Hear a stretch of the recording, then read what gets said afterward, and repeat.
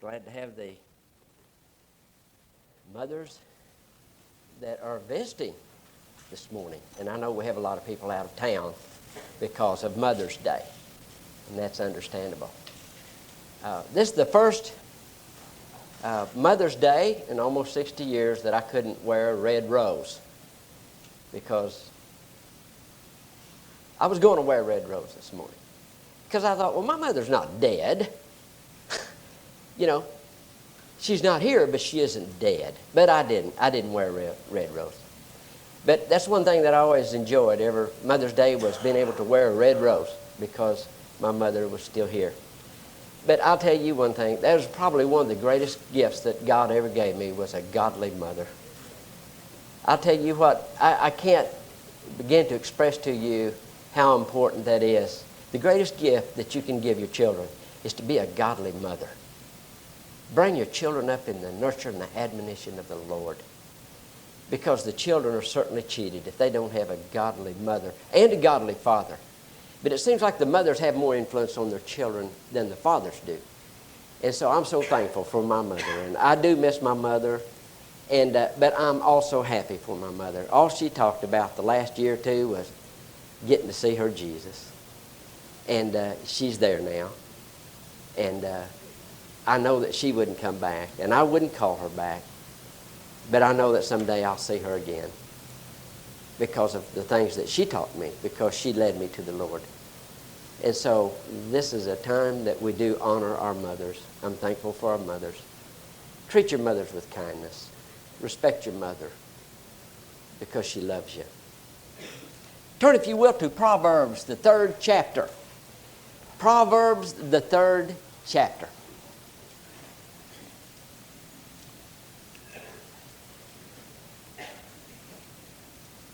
Now, if you don't know where Proverbs are, shame on you. You just haven't been studying your Bible.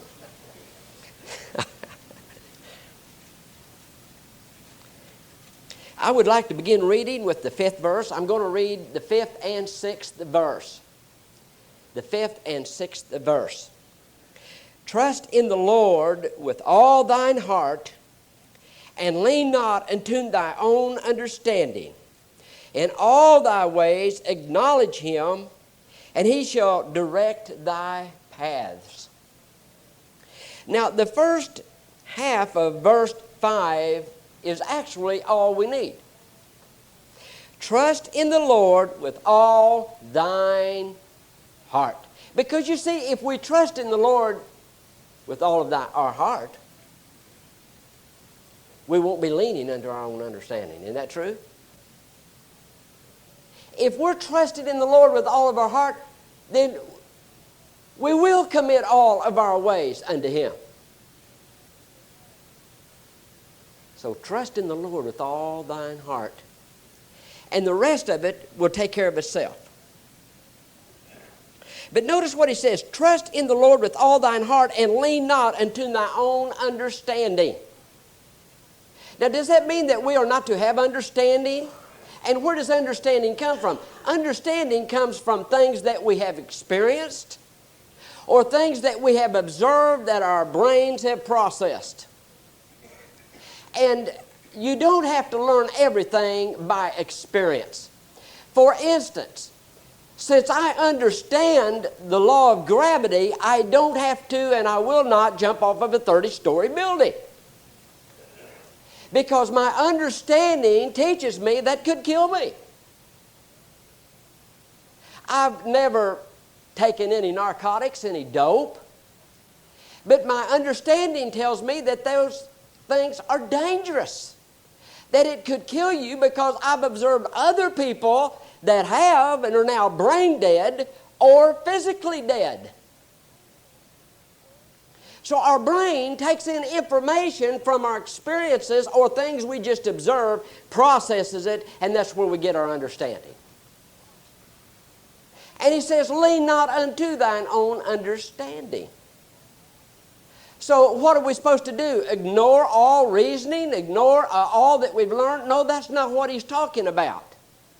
But what he's saying is this: commit thy ways unto him, acknowledge him in all of our ways, and He will direct our paths. And so what He's saying is this: if you acknowledge God in all of your ways, then He will direct your path. And if He directs your path, then follow Him no matter what, and don't stop to weigh where He's leading against your understanding of the dangers. That's what He's referring to. One time there was an African lion. He woke up one pretty spring morning and he was just really feeling good. And he's walking through the forest and he sees a deer. And he roars real loud and says, "Who's the king of the jungle?" The little deer was just trembling and said, "Oh, you are, Mr. Lion, because your teeth are sharp." Oh, he really got puffed up. So he's going on down through the forest and he sees a little antelope and he roars and says, "Who's the king of the jungle?" And the antelope said, "Oh, you are, Mr. Lion, because your claws are so sharp." Well, he's really feeling good now. So he goes on a little further and he sees this big bull elephant. And he runs right up in that elephant's face and roars and said, "Who's the king of the jungle?" The bull elephant grabs him and slams him against a tree a couple times and just throws him out in the brush. The lion gets up and says, "You don't have to get mad just because you don't know." So see, his brain wasn't working quite right. I mean, he was taking in the information, but it wasn't computing it quite right. So lean not into thine own understanding, but go where God directs you. Now notice what it says here.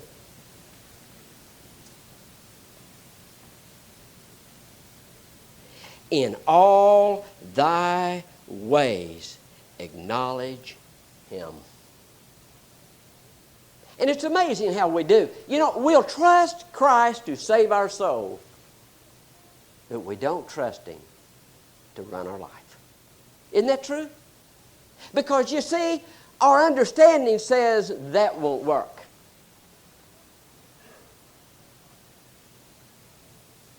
Now you might be shaking your head no, but the way we live confirms that. Acknowledge Him in all of your ways, and He will direct your path.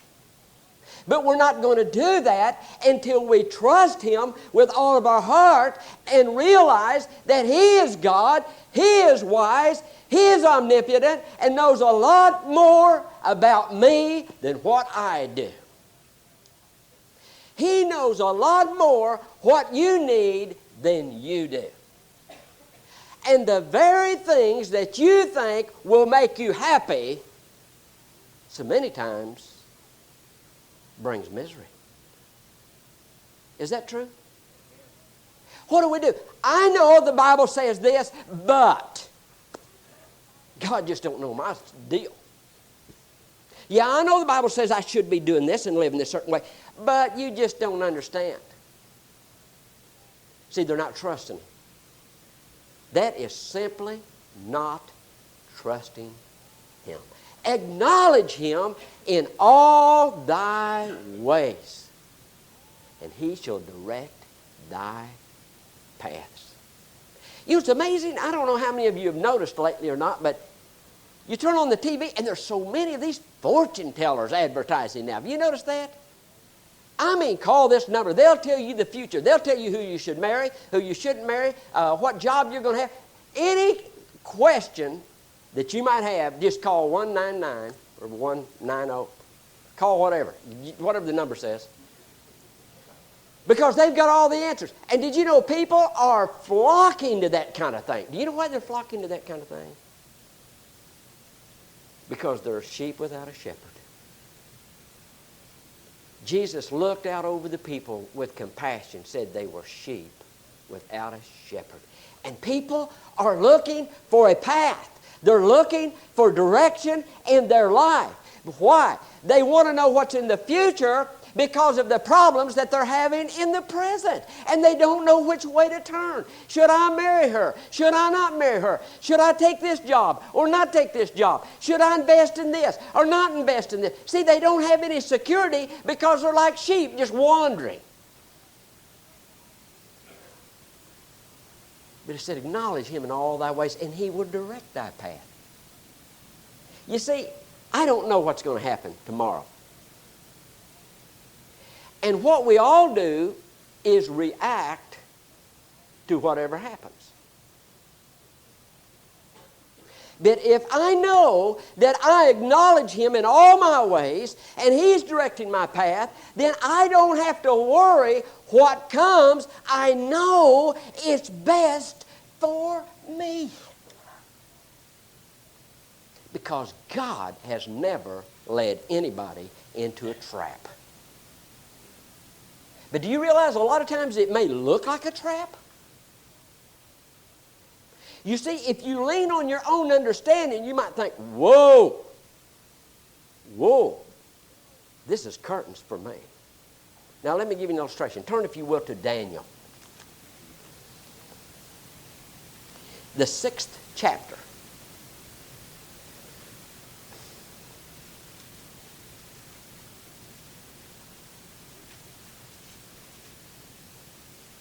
Now, the setting of Daniel is when the Israelites were taken captive into Babylon. They're in Babylon, and they went into Babylon, and Daniel had favor not only with God, but with man, because he acknowledged God in all of his ways. When they were first brought down there, the king said, I want you to take the wisest young men, Israelites, in whom there's no blemish, and that's wise, has wisdom, and I want you to feed them from the king's table, the meat and the wine, for 3 years, and then I want you to bring them before me.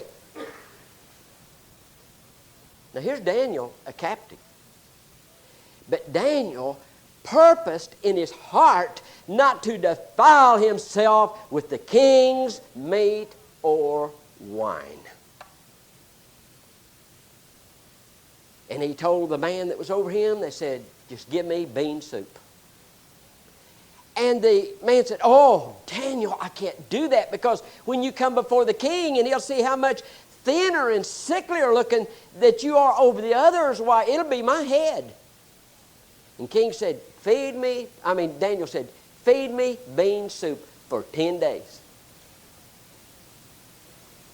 And so he fed Daniel, Shadrach, Meshach, and Abednego bean soup for 10 days. At the end of the 10 days, they were far fairer than the rest of them. But Daniel put God first. He said, I'm not going to eat that stuff. That defiles my God. Because he was an Israelite, and there's a lot of things that Israelites couldn't eat, such as pork and a lot of other things. And Daniel said, I'm not going to eat it. Now, they could have said, well, Daniel, if you don't, we're going to cut your head off. I'm not going to eat it. How do we know he would have made that decision not to eat it? Well, do you remember Shadrach, Meshach, and Abednego? When the king made this big image and said everybody that doesn't bow down before this image is going to be thrown in the fiery furnace. And he said, when you hear the band play, the trumpets play, then everybody bow down and worship this big image. Well, it's pretty easy to find out who they were, because when they played the trumpets, the whole nation was flat on their face, and here's 3 Hebrew children standing straight up. They were brought before the king, and he was furious. And they said, we're not careful to answer thee, O king. You can throw us in the fiery furnace, but our God is able to deliver us from the fiery furnace if he chooses to. But whether he chooses to or not, we're not bowing before the image. What did they decide? What was their decision? To acknowledge him in all their ways, regardless of the outcome. Okay, now what does our understanding tell us? That if you throw somebody in the fiery furnace, they're history. There's no way they could live going through that kind of an experience. But they said, we're going to trust God. Now the king was so furious that he had the furnace, heated 7 times hotter than it normally was. It was so hot that when the men was going to throw them in the fiery furnace, they died from the heat. Now, all reasoning tells you there's no way they're going to come out of there. Isn't that what your reasoning would tell you? From your past experiences and things you've observed? There's just no way. But what does he say? Lean not upon thine own understanding. The king looks into the fiery furnace and says, did we not throw 3 men in? He said, I see 4 men. One looks like the Son of God. They brought him out of the fiery furnace, and do you know what the fire did to him? What do you think the fire did to him? Just burnt the ropes off, that's all. Said they didn't even have the smell of smoke on them. Trust in him with all thine heart, and not lean upon thine own understanding. Now, am I saying go jump in the fire? No. Am I saying go lay down on the railroad track, throw out all understanding, jump out of an airplane without a parachute? No. I'm saying wherever he leads you, go, and don't try to figure out how you're going to come out on the deal. Now, because Daniel had favor with God and man, the king set precedence over the nation. Daniel was the top man. Now, that made the rest of them jealous. And they didn't like Daniel. And they said, we got to figure out a way to get rid of him. But you know what? They watched him, they observed him, and guess what? They could not find one fault in Daniel. And they finally came to the conclusion, the only way we're going to get him is that if we get him some way concerning his God. So there was something they observed about Daniel. 3 times a day, he would open his window towards Jerusalem, which would be towards the east, and he would pray. So they went to the king and said, oh, king, long live the king. Oh, you're great.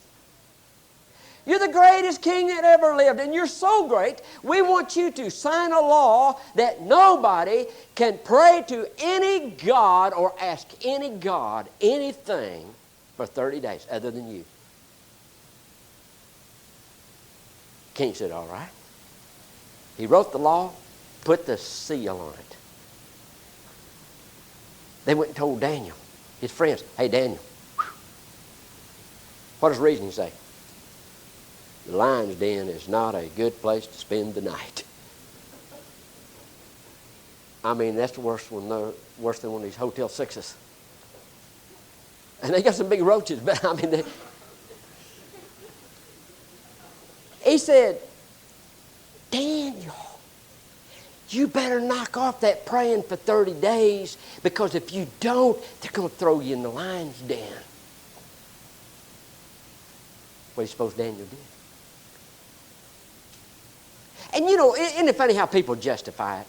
Wayne, you better not pray for 30 days. Wayne says, no, I'm going to pray. Well, okay, if you do, you better not open the window where people can see you. No, I'm going to open the window. Now, come on, let's be reasonable about this. Now, if they throw you in the lion's den and the lions kill you, then what good can you do? Isn't it better just not pray for 30 days so that you can keep your life? See, that's man's reasoning. And to continue doing all the good that you're doing. But you know what Daniel did? When he heard that thing, they said, anybody that asked God for anything other than the king. But guess what? The Bible doesn't say that Daniel asked God for anything. It just said he gave thanks. But do you know what he did? He acknowledged God in all his ways. When it was time to pray, he opened the window just like he had always done. Stood and prayed towards Jerusalem. Oh boy, that's just what they was waiting on. They grabbed him. King, here he is. We saw him. We got witnesses. He was praying. Oh, the king loved Daniel. And it said that all day he tried to figure out some way that he could free Daniel. But since he had already wrote the law, put the seal on it, and the seal was according to the Medes and the Persians, which means you can't break that contract. That is one contract even the king can't break. And he sought how he could deliver him because he loved Daniel, but he couldn't. So he threw him in the lion's den. And he said that evening, he said, I don't want any musicians. I don't want any food. He was sorrowful because he loved Daniel. He got up early the next morning and he went to the mouth of the lion's den. And with a lamentable voice, which means he didn't think there was a ghost of a chance. He had no faith whatsoever in Daniel's God. But with just a slim hope, he went to the mouth of the cave. He said, oh, Daniel, is your God able to deliver thee? He was probably crying.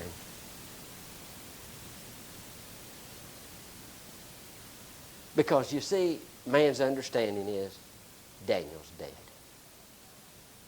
Daniel's dead. Anybody knows if you throw a man in a den of hungry lions, he's dead. That's man's reason. But the Bible says, lean not upon thine own understanding. God is leading you because Daniel acknowledged him in all his ways. But I can just hear the king. Oh, Daniel. Oh, Daniel. Is the king, is the God that you serve continually able to deliver thee, even from the mouth of the lions? It's quiet. Imagine the shock when he heard a voice coming from the den of the lions. O king, do thyself no harm. God closed the mouth of the lions. Against all human reasoning and logic, God performs his promises.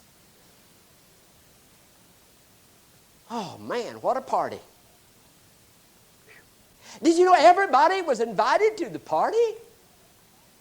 Even the men that had Daniel thrown in the lion's den, they were invited to the party. We're going to have a going away party. And the king took all these men and their families that had condemned Daniel and threw them in the lion's den. And it said that the lions had mastery over them and broke them in pieces. It backfired. Folks, it always backfires when you don't trust God. Now notice what happens. First of all, if you will acknowledge God in all your ways, He will honor you. He will exalt you.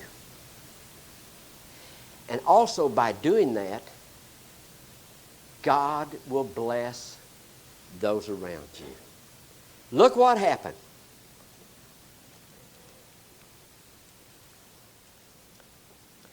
Verse 23, then was the king exceeding glad for him and commanded that they should take Daniel up out of the den. So Daniel was taken up out of the den, and no manner of hurt was found upon him because he believed in his God.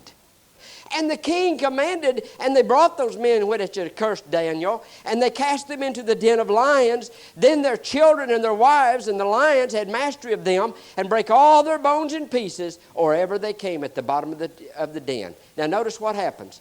Then King Darius wrote unto all people, nations, and languages that dwell upon the earth, Peace be multiplied to you. I make a decree that in every dominion of my kingdom, men tremble and fear before the God of Daniel. For he is the living God, and steadfast forever, and his kingdom which shall not be destroyed, and his dominion shall be even unto the end. Why? He delivereth and rescueth, and he worketh signs and wonders in heaven and in earth, who hath delivered Daniel from the power of the lions. So this Daniel prospered in the reign of Darius and in the reign of Cyrus the Persian. Against all reasoning. But he put God first. And you know, our lives get all messed up for one reason. We lean into our own understanding. We're not trusting God with all of our heart. We're not putting him first, not acknowledging him in all of our ways, and therefore we don't have a path to walk on. That's the problem. That's everybody's problem. If you have a problem in your life, that's the problem. But notice something about Daniel. His dilemma was just imaginary, as it turned out, wasn't it? I mean, it looked really bad for him. He was going to be thrown in the lion's den, but was it bad for him? No. Why? The lions had no power over him. But he turned out not only to be a great man, but a great blessing to the whole world. Why? Because he trusted in the Lord with all of his heart. He didn't lean upon his own understanding, and he acknowledged God in all of his ways, and God laid down a path for him to follow.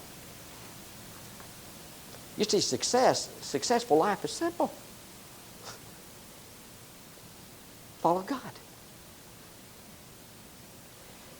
I'll tell you what, I would really fear for you people if we were to get on one of these great big airliners, American Airlines, one of those big planes.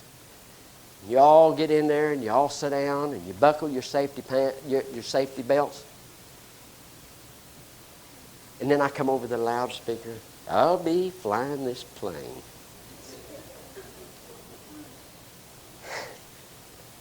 Open the door quick. There'd be doors all over that plane where you guys would be bailing out. And I wouldn't blame you. Because I don't know how to fly a plane. And guess what? I don't know how to run my life, and you don't know how to run your life, but we're sure trying. Then we wonder why we crash. Wouldn't it be a lot simpler to let the Lord run our life? Just acknowledge him and say, he's leading this way and it don't look too good down that way, but that's where the path goes. And even though it don't look too good, I'm going to acknowledge him in all my ways. I'm going to follow where he leads. Might be lions down there, but he can close the mouth of the lions. There might be a flood down there, but he can walk upon the water. There might be a fiery furnace, but he'll be with me in the fiery furnace. I'm not going to lean on my understanding. I'm just going to acknowledge him in all my ways. And sing that song, Where He Leads Me, I Will Follow. Let's stand.